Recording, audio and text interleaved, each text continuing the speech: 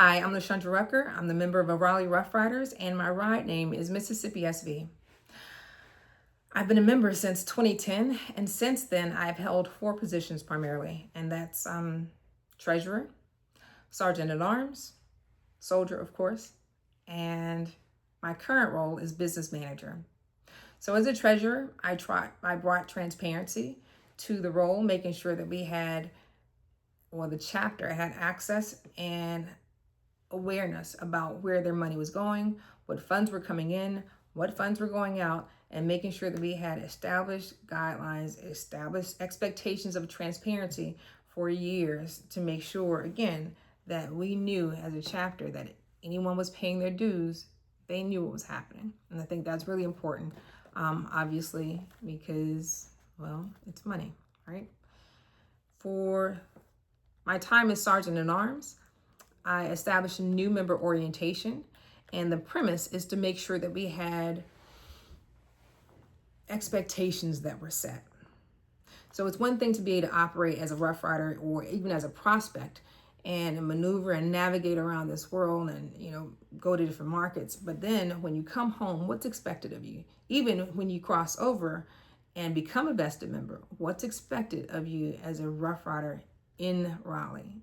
And that's something that I was proud to establish, just because it was nice to know, to someone that's new to the organization, that's new to the motorcycle world, what is it like? What is it really like now that I'm a member?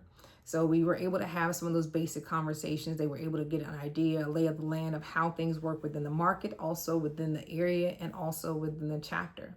So it gave an opportunity for questions before there were really any real expectations or consequences at that point.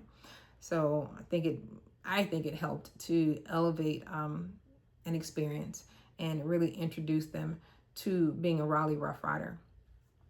In addition to that, I helped to create the first chapter bylaws. I know that's going to be an interesting scenario, but I think at the time, it was helpful to understand how to operate with so many personalities within a chapter. It's one thing to obviously have corporate guidelines. That's absolutely necessary. But how do we start to, again, interact with each other? What kind of communication do we have? What kind of things should we expect from one another? And how do we best operate in the chapter with 20 plus people at the time with different personalities? And we still want to accomplish something, and we will still wanted to be contributing members of the community. So that went on when it was enforced. It was wonderful for quite some time, for years. And for my time as a soldier, well, I established the archives, the North Carolina archives.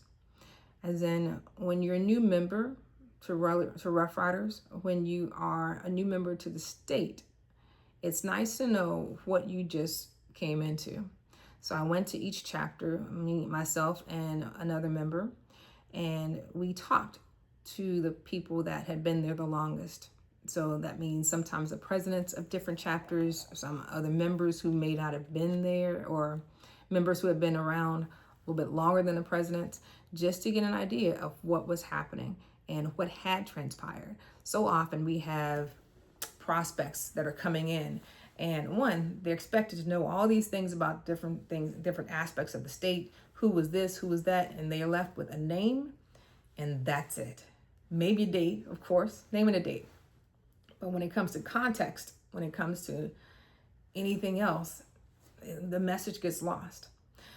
But not only that, the context gets lost. So being able to interview people, get an idea of what happened from their perspectives, I think that was a great learning experience, heck, for me, but also valuable for people that are coming in. And again, who's new to the motorcycle world, who's new to North Carolina.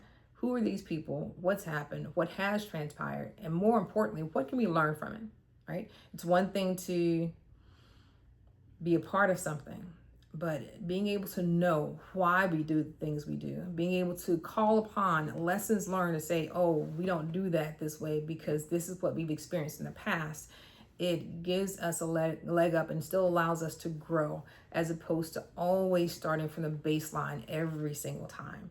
So let's build, let's grow together based on what we already learned and what we continue to learn. So how can we start to document that more consistently? And I hope that actually has set a new baseline of what's expected of members when it comes to keeping track of their own history, making sure that that's not lost, making sure those lessons learned are not lost. And again, every person that comes after that with a new idea, they can see how it went well, sometimes not so much. But again, we live and we learn, if we learn. So that's who I am. I am a proponent of education, work, obviously, but also community and having a wonderful experience in this lifestyle. So, thanks.